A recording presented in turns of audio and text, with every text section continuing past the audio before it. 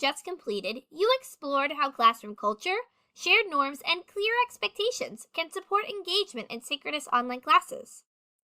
In this video, I want to share a few examples of what this can look like in practice during the first week of a course. During the first week, I might ask students questions such as, what is your goal for learning English? Or what do you hope to gain from this class? Sometimes students share goals like getting a job, communicating better with coworkers, or helping their children in school. If a student tells me they want to pursue a career in healthcare, for example, I try to incorporate that interest into our learning activities. For instance, when we practice new grammar, I might create example sentences related to the healthcare setting.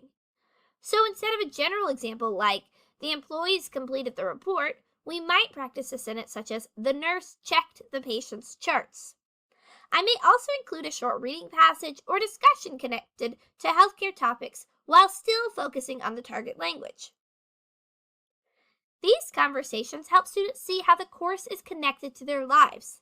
It also helps me understand what motivates my students so I can return to these goals throughout the term. When students feel that the class is relevant to their goals, they are often more willing to participate and engage in activities. Another step I take early in the course is introducing a few basic expectations for how we interact and communicate in class. I usually share 3 simple class rules. We respect each other, we respect the instructor, and we make mistakes.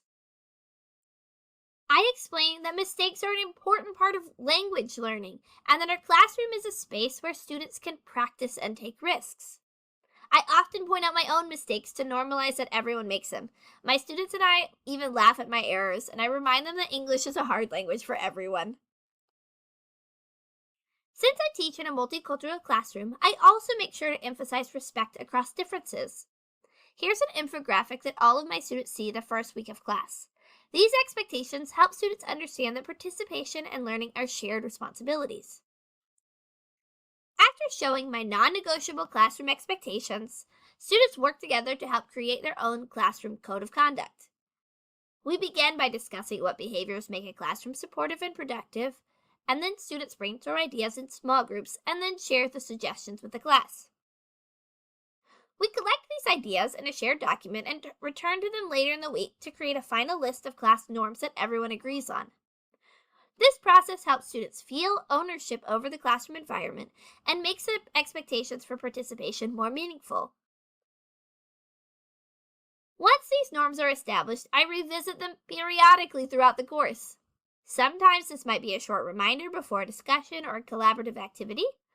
Other times it may involve returning to the class norms when we need to refocus on respectful communication or participation. Over time, these expectations become a part of the classroom routine. There are many ways instructors can establish a classroom culture that it supports engagement. What matters most is helping students understand that participation is expected, the learning environment is supportive, and their contributions matter. When these expectations are clear and students feel supported, they often are more willing to participate and engage with the learning process. Even small choices during the first week can make a big difference in helping students feel comfortable participating.